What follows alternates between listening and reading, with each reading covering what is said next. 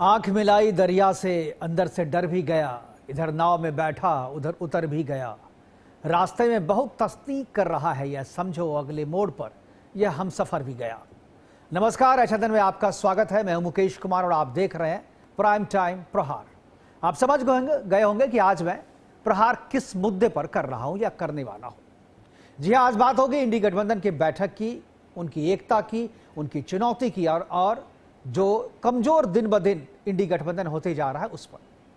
आमतौर पर विभिन्न राष्ट्रीय और क्षेत्रीय पार्टियों का गठबंधन लोकसभा चुनाव से 6-8 महीने पहले बनाया जाता है, लेकिन इंडी गठबंधन लोकसभा चुनाव के 3 साल पहले ही बनकर तैयार हो गई थी। गठबंधन की अब तक की 6 बैठकें हो चुकी हैं, लेकिन हर बैठक के बाद गठबंधन मजबूत होने की बजाय या तो कमजोर होता जा रहा है या नहीं तो जस का तस बना हुआ है। पहली बैठक के बाद नीतीश कुमार ने गठबंधन को बाय बाय कह दिया, क्योंकि उन्हें संयोजक बनाने का आश्वासन देकर लालू यादव जी ने लाया था, जिसे वह कांग्रेस ने उसे एंट्री तो दी थी, लेकिन बाद में संयोजक पद देने से इनकार करते रहे। लेकिन बाद में जब बात नहीं बनी तो नीतीश कुमार वापस एनडीए में आ गए। पश्चिम बंगाल चुनाव से पहले हुई इंडी गठबंधन की बैठक में टीएमसी नाराज हो गई और बैठक में ममता ने हिस्सा नहीं लिया, बल्कि अपने बदले अपने प्रतिनिधि को भेज दिया। तो आज की बैठक में डीएमके और आम आदमी पार्टी नदारद रही। आज जब टीएमसी बंगाल से लेकर दिल्ली तक खंड खंड हो चुकी है, तो ममता का बैठक में आना या नहीं आना, इससे कोई बहुत ज्यादा फर्क नहीं रह जाता। तमिलनाडु में डीएमके के सत्ता से बाहर जाने के बाद कांग्रेस ने डीएमके से नाता तोड़कर सत्तारूढ़ टीवीके के साथ हाथ मिला लिया, लेकिन टीवीके ने इंडी गठबंधन में आना अभी स्वीकार नहीं किया है। कुल मिलाकर अपनी हर बैठक के बाद इंडी गठबंधन कमजोर होती जा रही है और 6 बैठकों के बाद भी अपना संयोजक चुन नहीं पाई है। ऐसे में अगले वर्ष होने वाले 5 राज्यों के विधानसभा चुनाव में इंडी गठबंधन कोई कमाल कर पाएगी, इसकी संभावना कम ही है। आज हम इन्हीं मुद्दों पर बात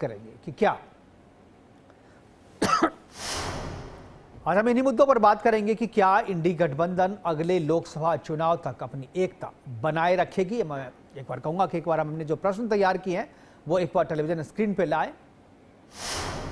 और जो सबसे पहला सवाल है कि क्या इंडी गठबंधन अगले लोकसभा चुनाव तक अपनी एकता बनाए रख पाएगी। हर विधानसभा चुनाव के बाद कमजोर होती इंडी गठबंधन के लिए क्षेत्रीय स्तर पर साझीदार को बनाए रखना कितना चुनौतीपूर्ण होता जा रहा है। और तीसरा सवाल कि क्या इंडी गठबंधन राहुल गांधी को नेता मानने को तैयार नहीं है, और क्या इंडी गठबंधन के लिए राष्ट्रीय और क्षेत्रीय स्तर पर संयोजक चुनना दुरूह कार्य होता जा रहा है। और सबसे अहम सवाल यह कि क्या कमजोर होता इंडी गठबंधन दे पाएगा एनडीए को टक्कर। करेंगे चर्चा, और चर्चा को आगे बढ़ाने के लिए हमारे साथ कुछ मेहमान भी होंगे, उनसे भी आपका परिचय करवाएंगे। लेकिन सबसे पहले जो है एक बार देखते हैं कि इस इंडी गठबंधन के बाद जो प्रतिक्रियाएं आ रही हैं उन प्रतिक्रियाओं को सुनते हैं, उसके बाद मेहमानों से परिचय करवाएंगे और फिर चर्चा की शुरुआत करेंगे। और आज हमारे इंडिया गठबंधन की मीटिंग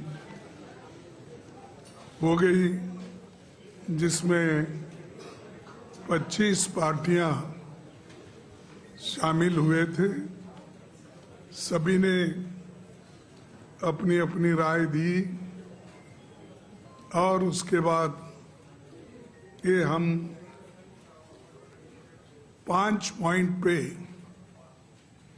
आज सहमति जताई है और इनके लिए, इन मुद्दों पर हम डट के काम करेंगे, लड़ेंगे और आगे बढ़ेंगे। पहला पॉइंट है, it was agreed to send a letter to chief justice of India on SIR, vote loot and stealing elections. The letter to be delivered to the Chief Justice of India very soon.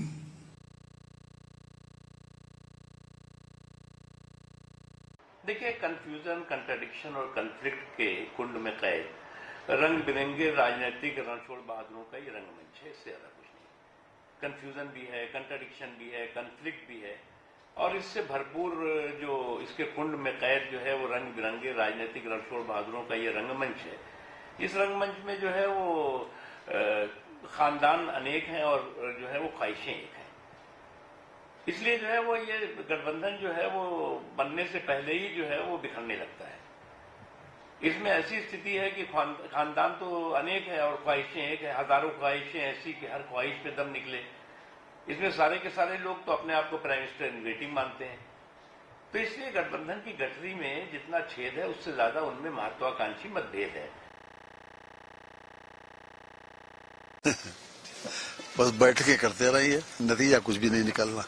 उसकी वजह यह है कि ये कहते रहे गठबंधन नहीं है, ठगबंधन है। एक दूसरे को ठगने की सब पूरी कोशिशें चल रही। इस बैठक के विरोध में भी पोस्टर लगे हैं, ममता बनर्जी के पोस्टर लगे हैं, भगवंत मान के पोस्टर लगे हैं, बैठक के विरोध में। किसी को किसी पर विश्वास नहीं है। केवल ये लोग मीटिंग करते हैं और न तो आइडियोलॉजी है, न कोई विजन है, न कोई भविष्य की ऐसी कोई योजना है जिसके ऊपर जनता विश्वास करे। और इस प्रकार के गठबंधन चलने वाले हैं नहीं। एक दूसरे को धोखा देने के लिए तैयारी है। देखिए, आम आदमी पार्टी का जहां तक प्रश्न है, हम पहले स्पष्ट कर चुके हैं कि आम आदमी पार्टी इंडिया गठबंधन का हिस्सा नहीं है, तो आज की मीटिंग में शामिल होने का कोई सवाल नहीं उठता है। दूसरी बात यह है कि डीएमके की बात जो आपने की, डीएमके उनका परंपरागत मित्र रहा है और जिस तरह से उनको कॉन्फिडेंस में लिए बगैर टीवीके को समर्थन किया कांग्रेस ने, उससे उनकी नाराजगी है जो स्वाभाविक है।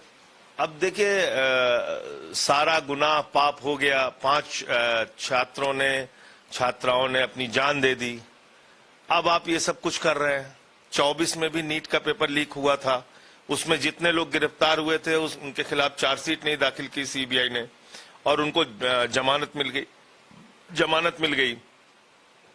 तो ये मिला जुला खेल है।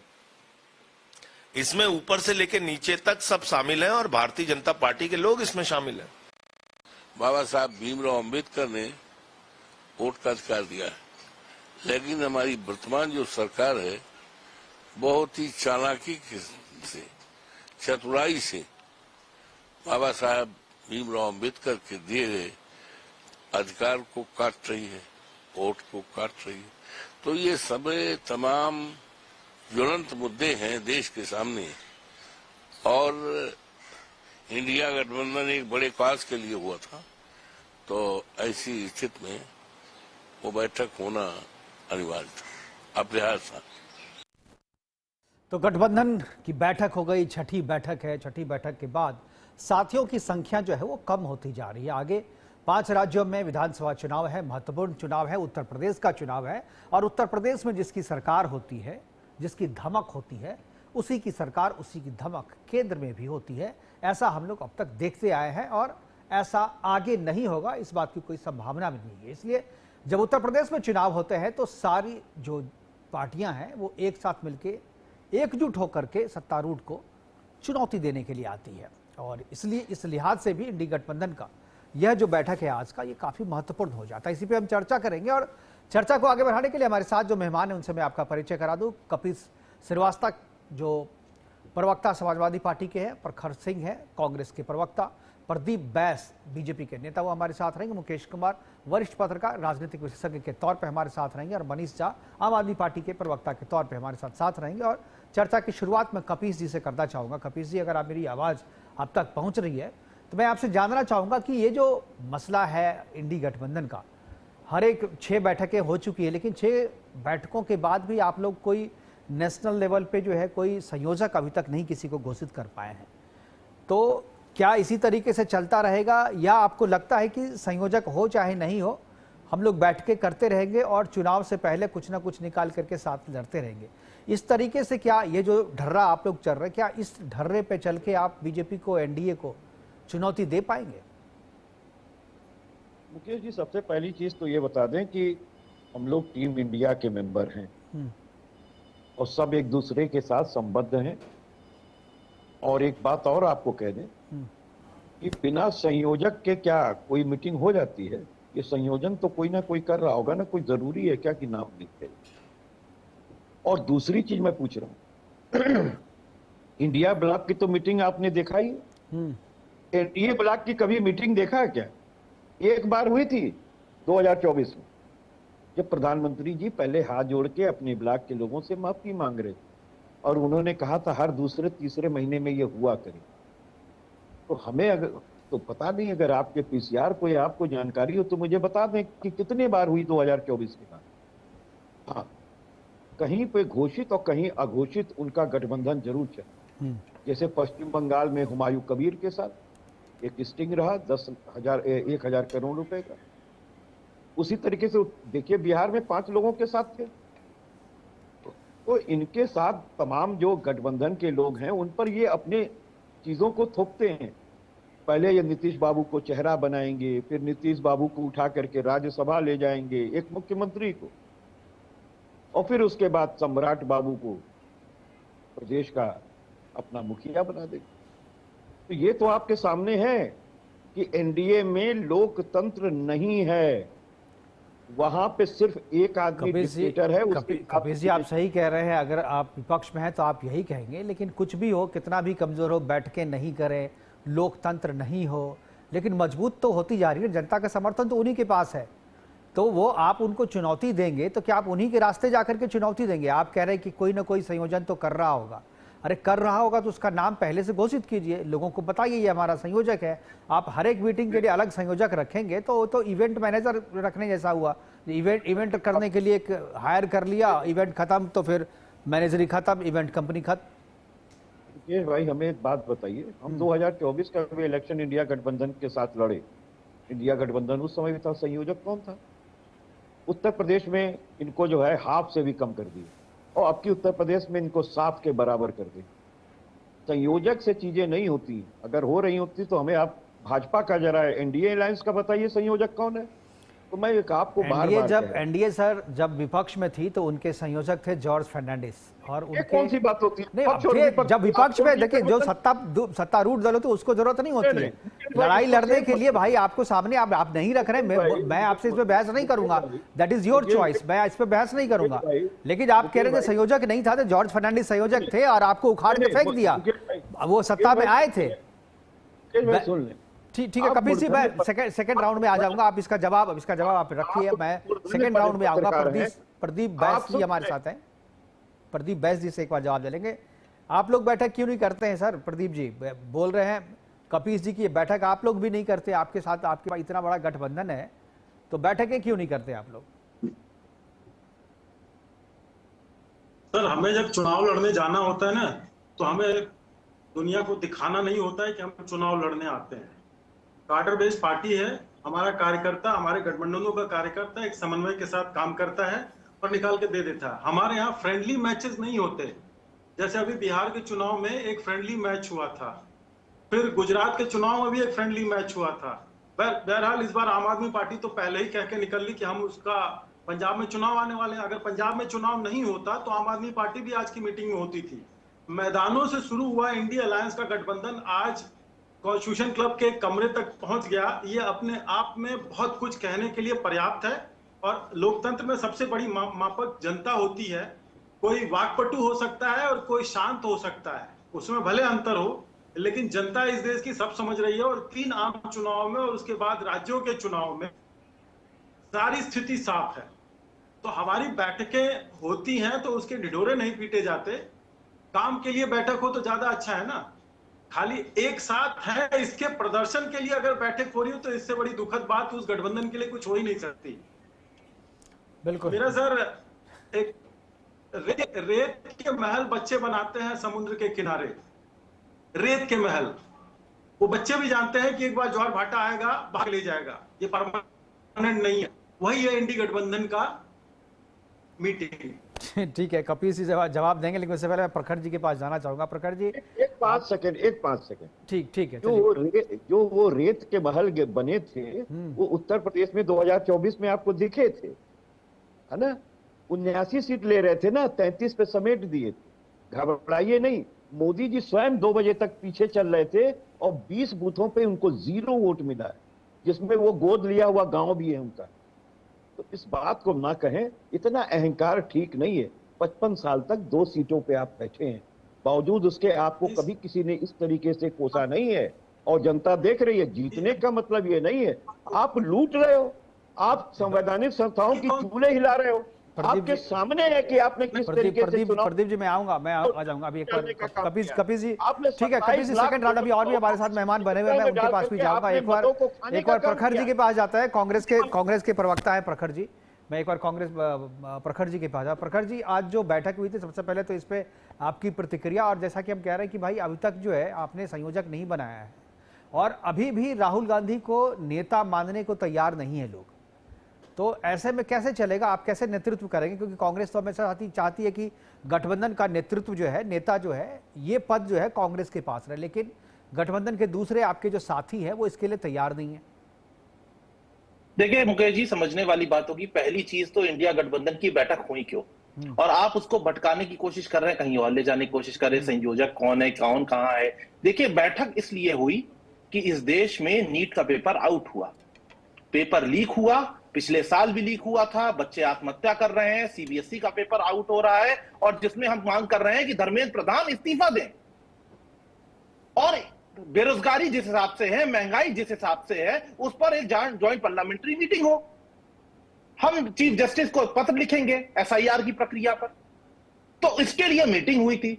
आप विषय से भटकाने की कोशिश कर रहे हैं, और भारतीय जनता पार्टी बहुत अभी बड़ी बातें कर रही है। एसआईआर पे तो कोर्ट तक गए थे ना, कोर्ट से तो अरे जवाब सर, मिल गया ना। अब हम क्या और कर आप रहे जो हैं, कह रहे हैं जो मैं हम क्या भटकाने की करेंगे? कोशिश कर रहा हूं, तो आप मत भटकिए ना, आपको जो बोलना है हम तो भटक नहीं रहे ना, आपको बता रहे हैं। बोलिए। ये मीटिंग करी हमने, मीटिंग का सार आपको बताया, हम क्या करने जा रहे मैंने हैं। आपसे सवाल पूछा कि कांग्रेस को लोग राहुल गांधी को नेता नहीं मान रहे। अरे भाई, चाहे आपके मुद्दे जो भी हो, कोई लीडर तो होगा ना, गठबंधन का कोई लीडर होगा। आज कौन है लीडर? सुनिए, इस देश के लीडर ऑफ अपोजिशन है। जनता अगर प्रधानमंत्री चुनती है तो लीडर ऑफ अपोजिशन भी जनता चुनती है।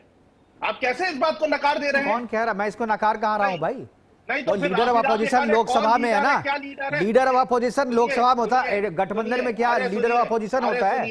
आपने सही कहा, आपके गठबंधन में भी आप लीडर ऑफ अपोजिशन ही हैं। अरे मुकेश जी सुन लीजिए, कुछ बातें तो भाजपा प्रवक्ता के लिए रखिए।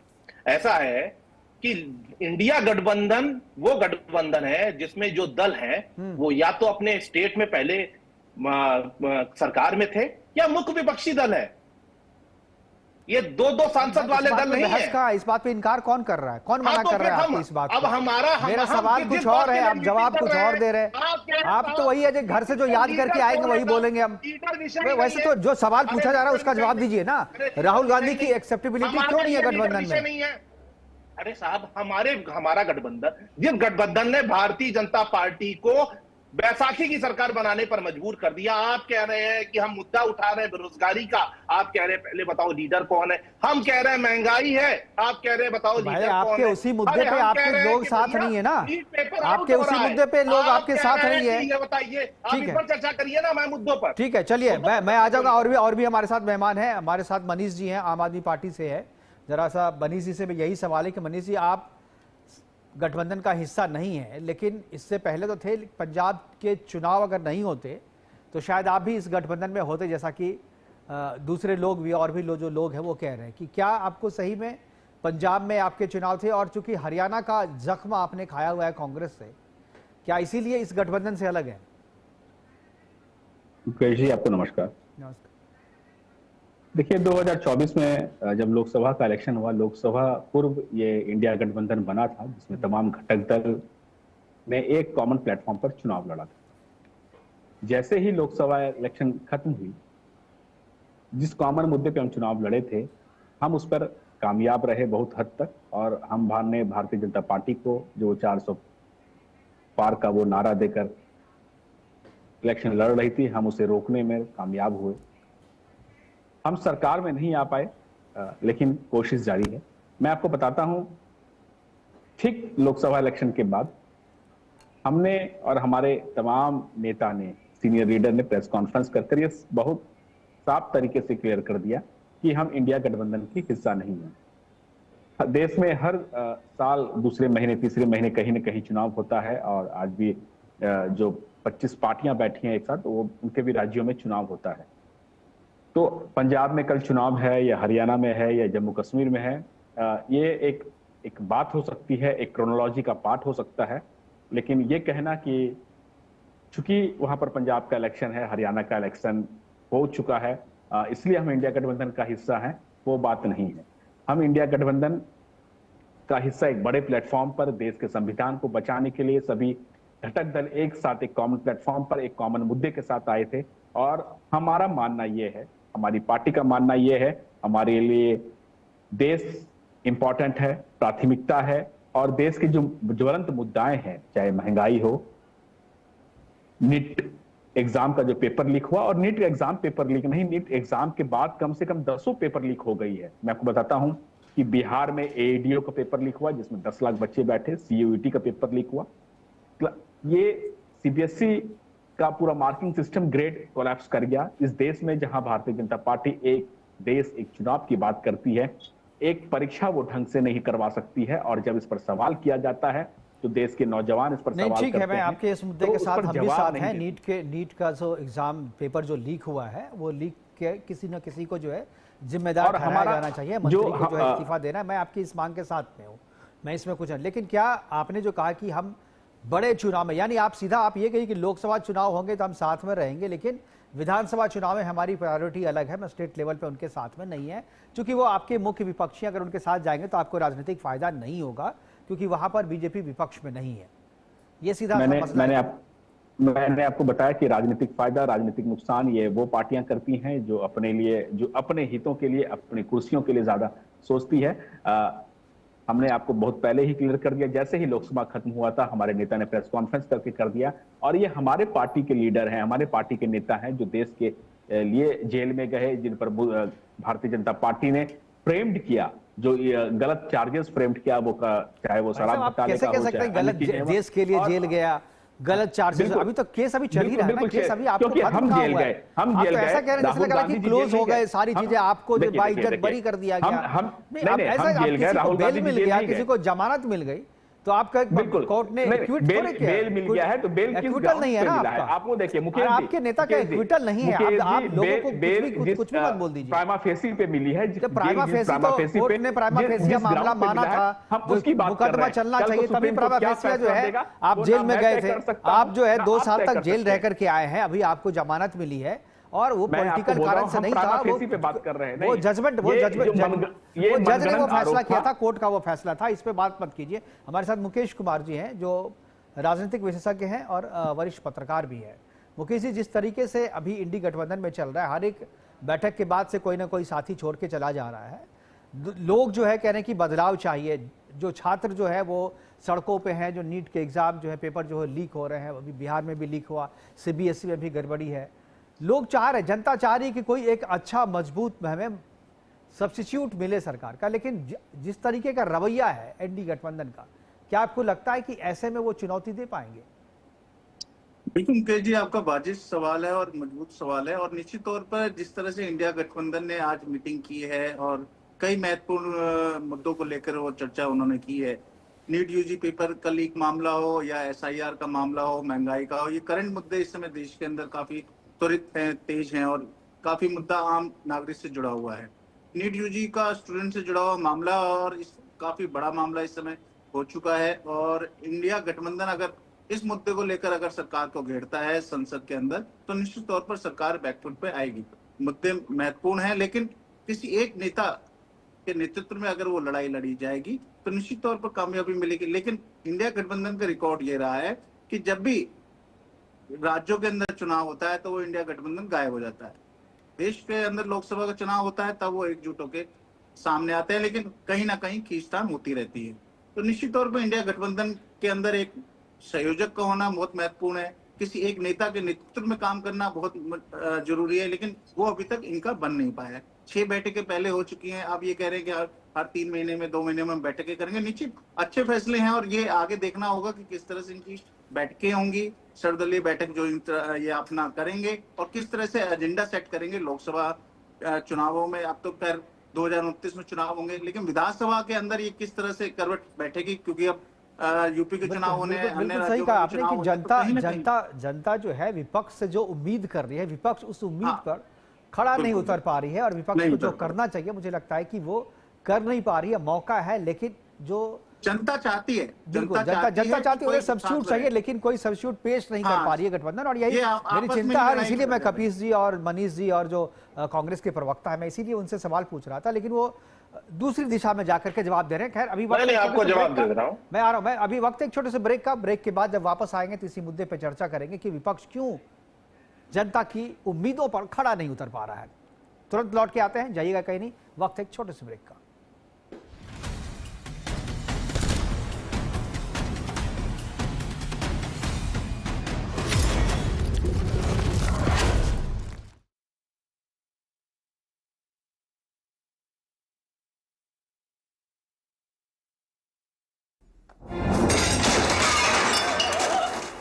फर्श की टाइल्स को चेंज करो, बड़ी स्लिपरी हैं। थर्मोकूल वॉशिंग मशीन। थर्मोकूल, इंडिया का नया अंदाज। गोल्डी छोले मसाले, जहाँ जाए रिश्ते बनाए। गोल्डी लाए हैं फ्रेश लॉक टेक्नोलॉजी, जो रखे मसालों को हर समय फ्रेश। आइसक्रीम खाओगी? जंगल में आइसक्रीम मिलती है। समर कूल रेफ्रिजरेटर, आप अपनी ड्यूटी निभाओ, ये अपनी ड्यूटी निभाएगा। समर कूल, लाइफ बनाए वंडरफुल। हर रोज हो जाता हूँ लेट, साफ नहीं होता है मेरा पेट। अब भी मजा आएगा ना वीडियो। पेट दबा, रोग दबा, सबको पता, फिर तुझको नहीं क्यों पता? अबे घोचू, अथा इंडिया को मालूम है, पेट दबा, हर रोग दबा, एक जगह। यशस्वी प्रधानमंत्री श्री नरेंद्र मोदी जी के मार्गदर्शन और माननीय मुख्यमंत्री योगी आदित्यनाथ जी के सतत प्रयासों से उत्तर प्रदेश आज औद्योगिक उत्कर्ष का प्रदेश है। देश की 55% मोबाइल मैन्युफैक्चरिंग उत्तर प्रदेश में हो रही है। इलेक्ट्रॉनिक कंपोनेंट्स का 60% उत्पादन यूपी में होता है। 32,000 से अधिक बड़े उद्योगों के साथ ईज ऑफ डूइंग बिजनेस में उत्तर प्रदेश नंबर 1 है। प्रदेश में 122 चीनी मिलों का संचालन हो रहा है। नोएडा, लखनऊ और कानपुर के टेक्नोलॉजी हब्स ने नवाचार को नई गति दी है। 15 लाख करोड़ रुपए से अधिक का निवेश धरातल पर उतरा है। 6 नोड्स में डिफेंस इंडस्ट्रियल कॉरिडोर विकसित किया गया है। उद्योग, निवेश और नवाचार, नए उत्तर प्रदेश का आधार।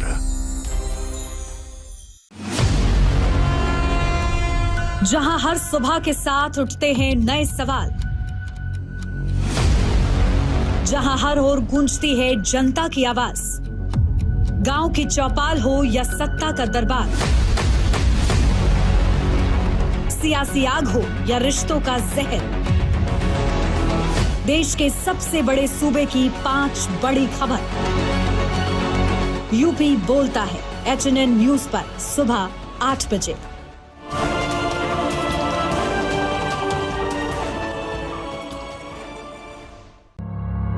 जब हर तरफ खबरों का शोर हो, जब सच और अफवाह में फर्क ना हो, तब एक चैनल उठता है सवालों की रोशनी लेकर, आपके हित की आवाज बनकर। HNN न्यूज, जुनून सच दिखाने का।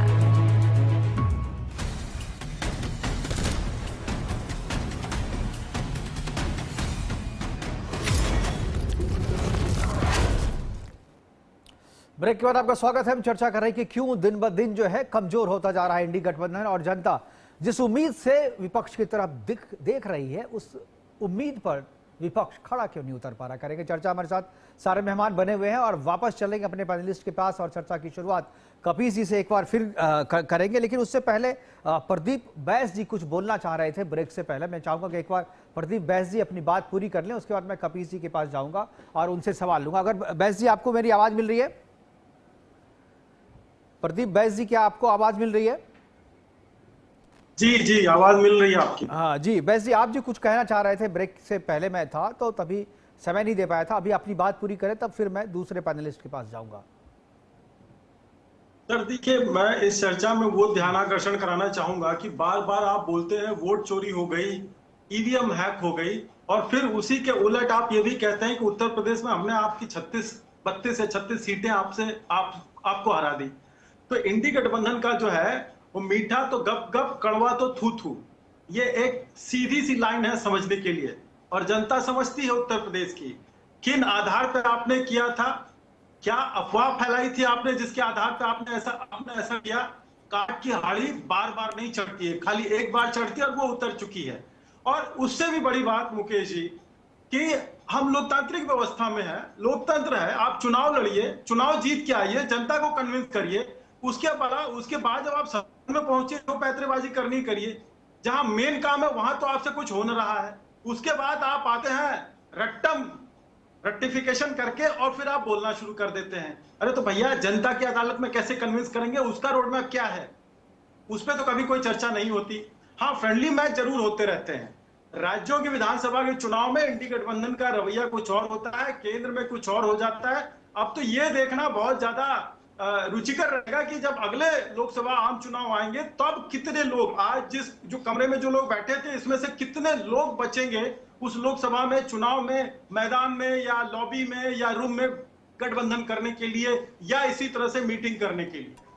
चलिए ठीक है, हम तो उम्मीद करेंगे कि ये गठबंधन और मजबूत हो और लोगों को जो है एक अलग से सब्स्टिट्यूट मिल पाए और टक्कर, अगर लोकतंत्र अगर तभी जिंदा है, तभी मजबूत होता है जब विपक्ष मजबूत होता है, और विपक्ष जिस तरीके से कमजोर हो रहा है उससे लोकतंत्र को भी असर हो रहा है।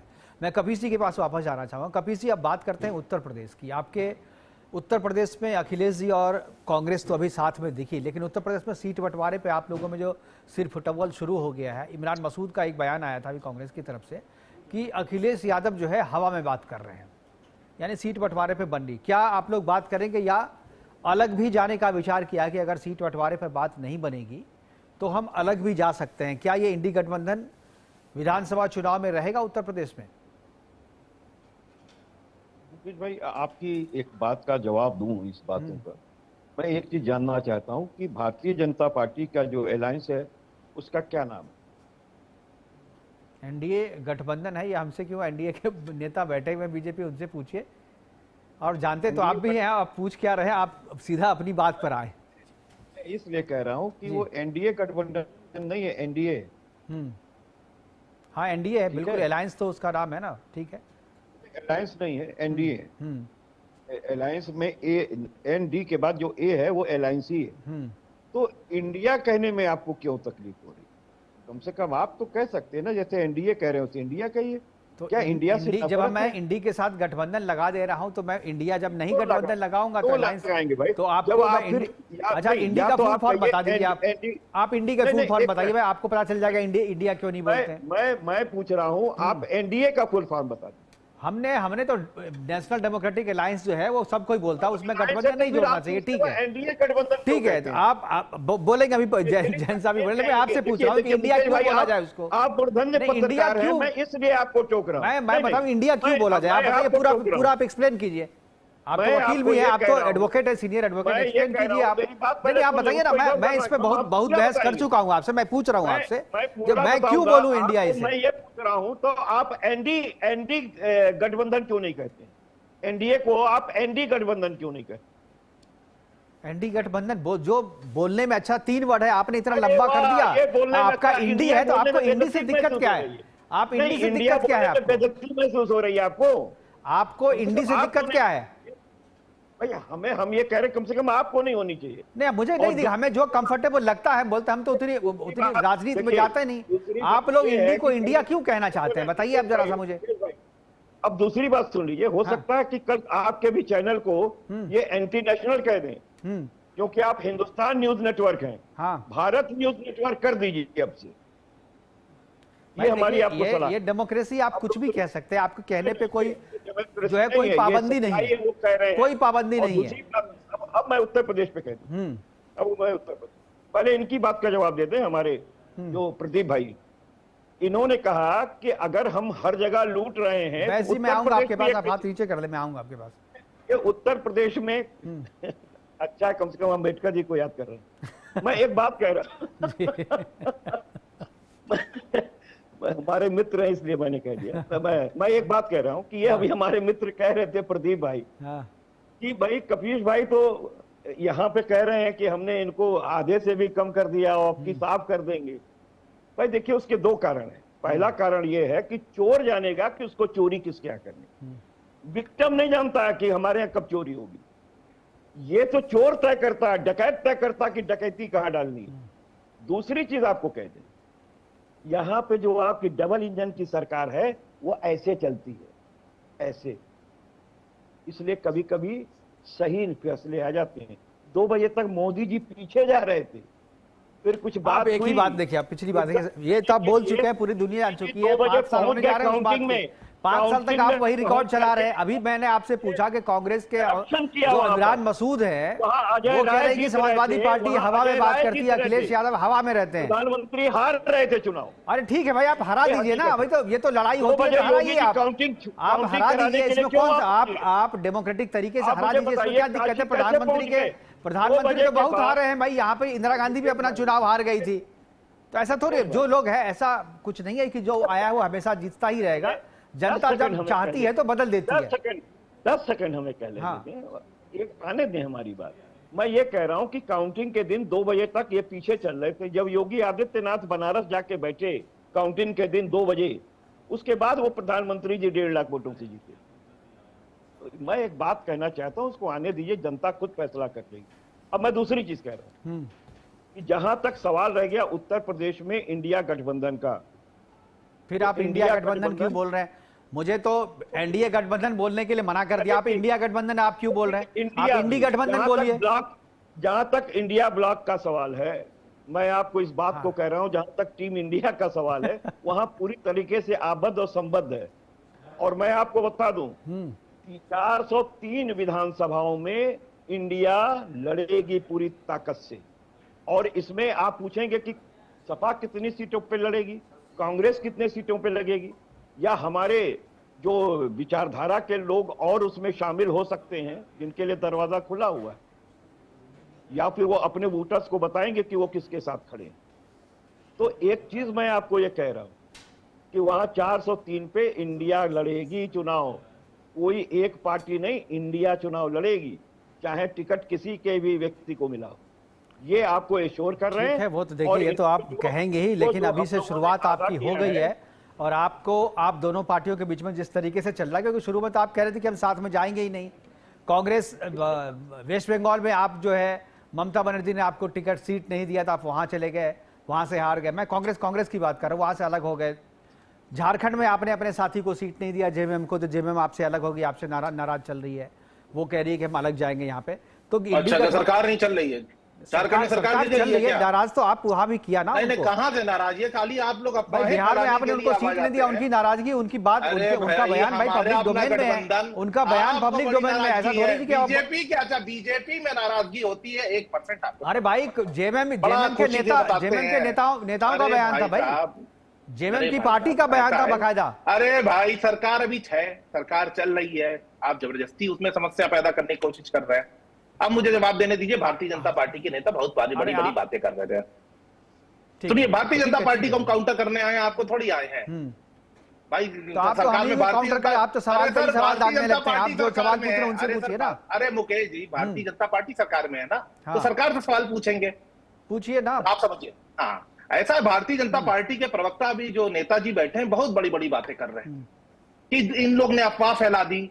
भाई, 400 पार का नारा किसने दिया था? भारतीय जनता पार्टी के नेताओं ने। संविधान बदलने के लिए किसने बोला था? भारतीय जनता पार्टी के नेताओं ने। वो किसकी पार्टी की सरकार है जिसमें राम मंदिर का चंदा चोरी हो जा रहा? भारतीय जनता पार्टी की सरकार। कौन सा प्रदेश है जो क्राइम में आज भी नंबर 1 है पूरे देश में? कंपेयर कर लीजिए हमारे राज्यों से, कर्नाटका से कर लीजिए, तेलंगाना से कर लीजिए, उत्तर प्रदेश। हिमाचल में आपकी सरकार है सर। अरे ट्रिपल, अरे फिर देखिए, आप ही बीजेपी भूल जाते हैं ना, 3-4 तो राज्य है, उसको याद तो रखिए पूरा। अरे मैंने आपको कंपेयर किया, बड़े राज्य बताए। नहीं, मतलब मैं याद करा रहा हूँ कि आपके 3 राज्य हैं अभी आपके पास। अरे सर, पॉपुलेशन है। ऐसे तो भाई इस समय केरला में भी है, तमिलनाडु में भी गठबंधन की सरकार है, झारखंड में भी है, और तेलंगाना, कर्नाटक। याद करना चाहिए ना। अरे याद हमें क्या करना है, हम तो हैं ही, हमें क्या याद करना है? हमें कोई प्रत्यक्ष प्रमाण देने की जरूरत है? अब आइए, धर्मेंद्र प्रधान का इस्तीफा मांगा जा रहा है। भारतीय जनता पार्टी मुंह चुरा के भाग रही है, इस्तीफा क्यों नहीं दे पा रहे हैं? अगर धर्मेंद्र प्रधान इस्तीफा दे देंगे तो फिर जनता पूछे कि भैया इकोनॉमी की ऐसी तैसी कर दी है, तो निर्मला सीतारमण को भी इस्तीफा देना पड़ेगा। फिर जनता बोलेगी पेट्रोलियम मंत्री जो हरदीप पुरी है। अरे सुन तो लीजिए, अरे भाई बोलने दीजिए यार। सीधा प्रधानमंत्री से मांगिए ना इस्तीफा, जिम्मेदार तो वही है ना। अरे आप मुझे बोलने देंगे, मेरा सेंटेंस कंप्लीट होने दीजिए। भारतीय जनता पार्टी उस पर रिस्पॉन्ड करेगी। आप जो बीच में बिना भाई भारतीय जनता पार्टी बोलती है आप बिल्कुल आराम से बैठ के सुनते हैं, हम बोल रहे हैं तो बीच बीच में टोक रहे हैं आप। अब सुनिए, फिर से मैं एक्सप्लेन करता हूं। अगर निर्मला जब क्या कहते हैं आपके इस्तीफा देंगे शिक्षा मंत्री, तो फिर आपके फाइनेंस मिनिस्ट्री को भी देना पड़ेगा, बनता आधार कर दिया इकोनॉमी का। लोगों को ये भी कह दिया गया है कि अब तुम सोना भी मत खरीदो, कुछ दिनों में बताया जाएगा कि ये भी मत खाओ। फिर आपके पेट्रोलियम मिनिस्टर को भी इस्तीफा देना पड़ जाएगा, क्योंकि जिस तरीके से उनकी पॉलिसी थी, जिस तरीके से तेल की स्थिति है, कब लाखों करोड़ रुपए उन्होंने पेट्रोलियम की जो जितनी भी कंपनी है उनको कमवाया है। और फिर अगला इस्तीफा देना पड़ जाएगा अमित शाह जी को, जो स्थिति मणिपुर मतलब आप कह रहे परफॉर्मेंस के आधार पर सबका इस्तीफा ले लिया जाए। अरे उसके प्रदीप जी आप ये कह रहे हैं, सीधे मोहम्मद मैं आपको तो छोटा कर दे रहा हूँ, आप कह रहे हैं कि परफॉर्मेंस के आधार पर इस्तीफा ले लिया जाए सबका, सारे मंत्रालय का परफॉर्मेंस खराब है, सबका इस्तीफा लिया जाए, यही कह रहे हैं ना आप? ठीक है, जवाब लेते हैं ना आप। देखिए टाइम लिमिटेड है ना, आप कह रहे हैं। नहीं आप, मैं आप ही की बात पे आ रहा हूँ, मैं आप ही की बात का समर्थन कर रहा हूँ। आप कह रहे हैं जो शिक्षा मंत्री ने अच्छा काम नहीं किया, इस्तीफा ले लो। कि झोला लेकर आया था, झोला लेकर चला जाऊंगा, तो वो तो झोला लेकर चले जाएंगे देश का कर्जा बढ़ा करके। ठीक है, वो दे देंगे जवाब, लेकिन अगर जो परफॉर्म नहीं कर पाया उससे इस्तीफा ले लेना चाहिए, यही बात कह रहे हैं ना आप? हमारे यहाँ कभी भी कोई घटना हुई हमारे यहाँ? ठीक है, अब विपक्ष जो है इतने चुनाव में परफॉर्म नहीं कर पा रहा है, क्या करना चाहिए विपक्ष को? तो भारतीय जनता पार्टी ठीक है, आप सोचिए, जवाब सोचिए। अभी मैं जा रहा हूँ बीजेपी के पास। विपक्ष एक के बाद एक चुनाव हारते जा रहा है, विपक्ष सिमटते जा रहा है, उसको क्या करना चाहिए वो भी तो सोचे। प्रदीप बैसी, ठीक है, प्रदीप बैसी जवाब दे रहे हैं। अरे सुनिए, प्रदीप बैसी से ले तो लीजिए सर, आप सवाल उठा रहे हैं। अरे सब बारी से इस्तीफा ले रहे हैं, इसीलिए किसी का इस्तीफा नहीं हो रहा है। अरे आप लोग एक व्यक्ति का मांगेगा इस्तीफा हो जाएगा, बारी से मांग रहे हैं आप, किसी का नहीं हो पाएगा। इसीलिए चलिए बैस जी जवाब दे रहे हैं। चलिए बीजेपी से सवाल पूछा, जवाब ले लीजिए, जवाब ले लीजिए, भारतीय जनता पार्टी जवाब ले लीजिए। प्रखर जी जवाब ले, प्रदीप जी बोलिए। मुकेश जी देखिए क्या है ना कि मैं पूर्वांचल से आता हूँ। हम लोग क्या है, जैसे कोई अंडर परफॉर्मिंग खिलाड़ी होता है, दूध भात। आवाज आ रही है ना मेरी? बिल्कुल आ रही है। आवाज आ रही है ना? ठीक आ रही है।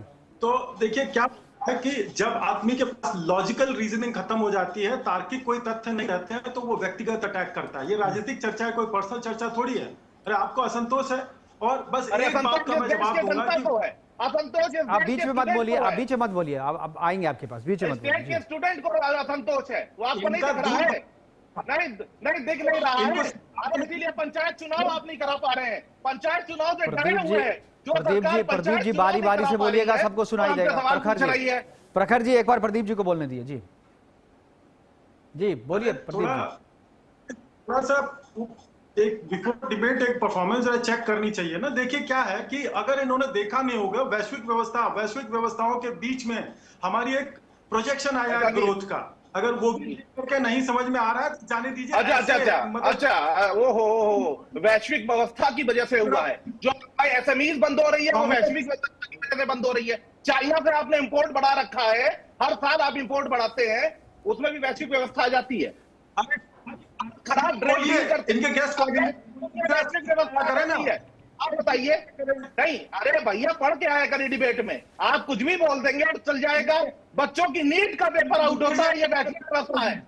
कहीं बच्चे सड़क पर हैं, बच्चे नीट का पेपर आउट हो जा रहा है, हर साल आउट हो रहा है, ये वैश्विक व्यवस्था है। ये तो वैश्विक व्यवस्था की वजह से हुआ है। प्रखर जी वो तो पेट्रोल के बारे में बोल रहे हैं, आप कुछ भी बोल रहे हैं, वो पेट्रोल के बारे में, कीमत के बारे में बोल रहे हैं, वैश्विक व्यवस्था के कारण है। हमारी एसएमईज खत्म हो रही है, ये वैश्विक व्यवस्था है। बैस जी देखिए, मुकेश जी काफी वैश्विक हो गया है, लेकिन किसी के बीच में नहीं। जल्दी कीजिए, मैं मनीष जी के पास भी जा रहा हूँ जी। बात हो गई इसी प्रकार के। अरे जवाब दीजिए, सही पॉइंट पर जवाब दीजिए भाई। वैश्विक व्यवस्था के बीच आपकी आवाज नहीं आ रही, मैं मनीष जी के पास जा रहा हूँ। अभी एक बार मैं कहूंगा ऑडियो ठीक करे प्रदीप जी का, तब तक मनीष जी आप कुछ बोलना चाह रहे थे। मुकेश जी मैं यही बोलना चाह रहा हूँ, जिस प्रकार से आप परफॉर्मेंस की बात कर रहे हैं विपक्षी पार्टियों का, तो मैं आपको बता दूं कि अभी जो रिसेंटली चुनाव हुआ है बंगाल में, चाहे वो बिहार में, तो यहाँ पर भारतीय जनता पार्टी की जीत से बड़ी मुझे लगती है ज्ञानेश कुमार की जीत है, ये चुनाव आयोग की जीत है। जिस प्रकार से चुनाव आयोग फील्डिंग कर रहा है, बैटिंग कर रहा है भारतीय भारतीय जनता पार्टी के पिच पर, तो मुझे लग रहा है ज्ञानेश कुमार की जीत है। और जानबूझकर एक खास वर्ग का, एक खास पार्टी का एक चुनाव जो वोट बैंक है उसको टारगेट कर काटा जा रहा है। और इसकी शुरुआत बहुत पहले दिल्ली इलेक्शन से हो गई। दिल्ली इलेक्शन में हमने हलफनामा चुनाव आयोग के पास दिया और चुनाव आयोग ने हमारी एक भी बात नहीं सुनी। मैं आपको बता देता हूँ, नई दिल्ली विधानसभा जहां से अरविंद केजरीवाल जी चुनाव लड़ते हैं, वहां पे 48,000 वोट काटा गया और हमने इसका पुख्ता प्रमाण दिया, लेकिन चुनाव आयोग ने एक भी बात नहीं सुनी। और इसकी शुरुआत इसके बाद ठीक बात बिहार में और ठीक बात बंगाल में, तो बिल्कुल हम कोर्ट गए, बिल्कुल हम कोर्ट गए। लेकिन आपको पता है कि जिस प्रकार से ज्ञानेश कुमार जी ने जवाब देना जायज नहीं समझा और चुनाव आयोग अपने काम करती चली गई।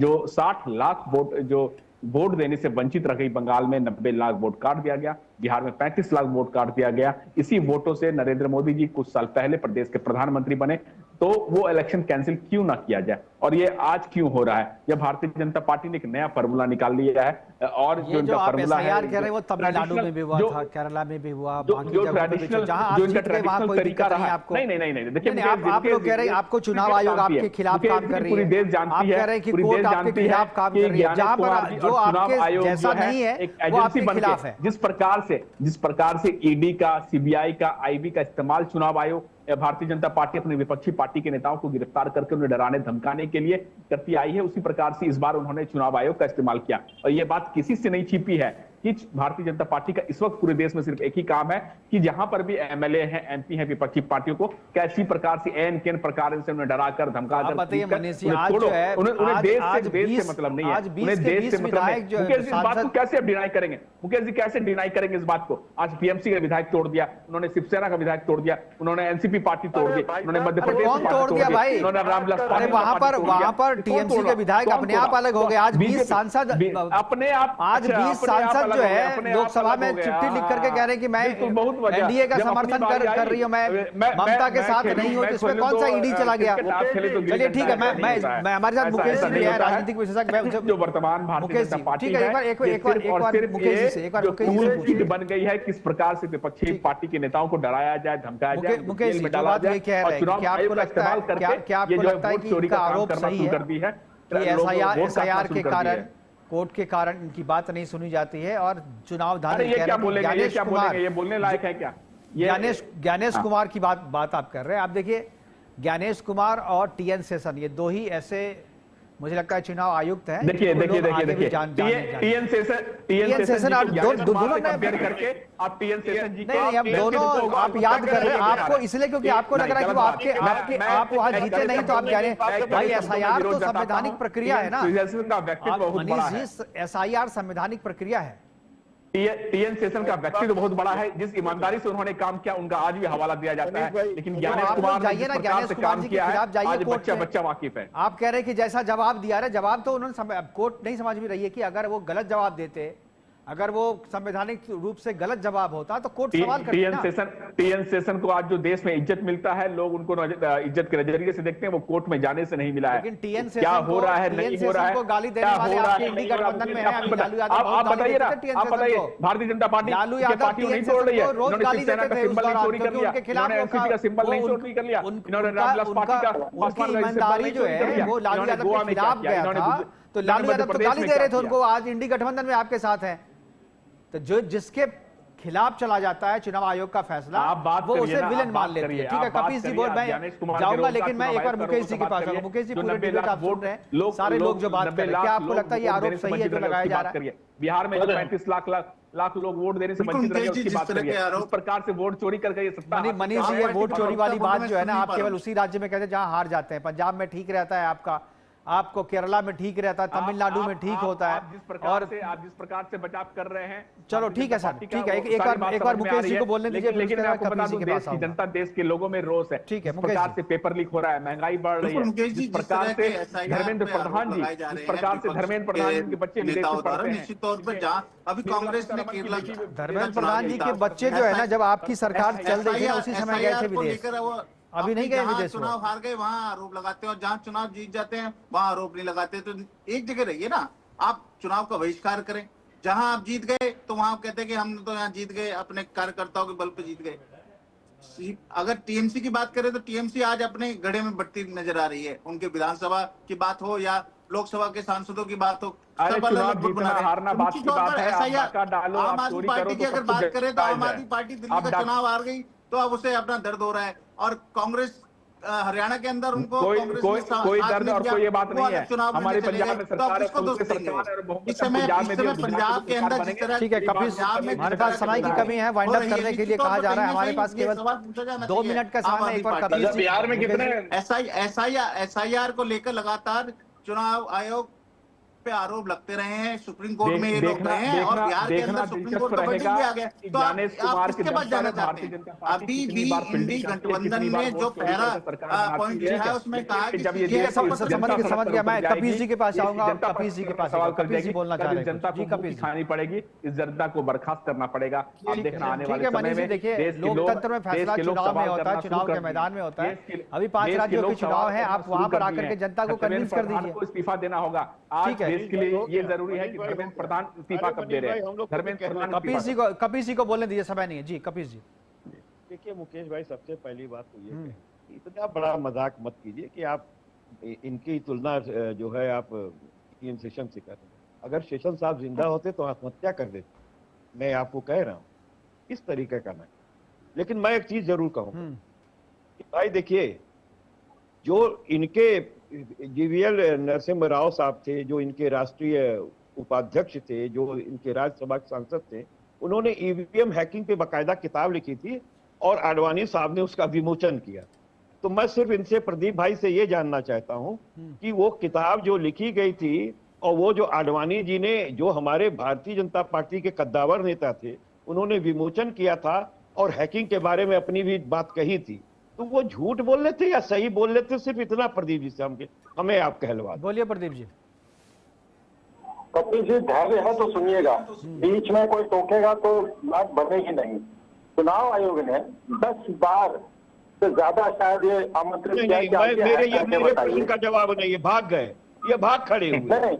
मैं ये पूछ रहा हूँ कि जो जीवीएल नरसिम्हा राव ने हैकिंग पे किताब लिखी थी, जिसको कि आडवाणी साहब ने विमोचन किया था, विमोचन के भाषण में उन्होंने कहा था कि ये हैक की जा सकती है, पूरी किताब में हमने टेक्नोलॉजी दिखाई है। अब आप ये बताइए, उस समय आडवाणी जी झूठ बोल रहे थे, जीवीएल नरसिम्हा राव झूठ बोल रहे थे या सही बोल रहे थे? सिर्फ हाँ या ना में जवाब दे दीजिए। अरे इतना खुला प्रश्न मैंने कर लिया। अरे या तो आप कहिए कि हम चाटेंगे, या तो आप कहिए कि हम थूकेंगे और चाटेंगे। मैं आप लोगों को एक अपडेट दे देता हूँ। मैं आप लोग को शायद जानकारी नहीं है इस किताब के बारे में। उसके बाद जो नरसिम्हन थे, उन्होंने कहा कि वो जो जिस आधार पर लिखे थे वो गलत साबित हुआ, वो उन्होंने तो बात वापस ले ली अपनी। नहीं कहा, टेक्निकली वो उसको प्रूफ नहीं कर पाए, और जितने भी लोगों का कंटेंट साबित नहीं कर पाए। कोर्ट में भी गए थे, कोर्ट ने भी कहा, सुप्रीम कोर्ट ने भी कहा, और सारे लोग जो भी किताब में भी उनका कंटेंट है, उन सबको सबने अपनी बात वापस कर ली। अब कांग्रेस के लोग भी तो आकर के दावा कर रहे थे, लेकिन किसी ने नहीं कहा।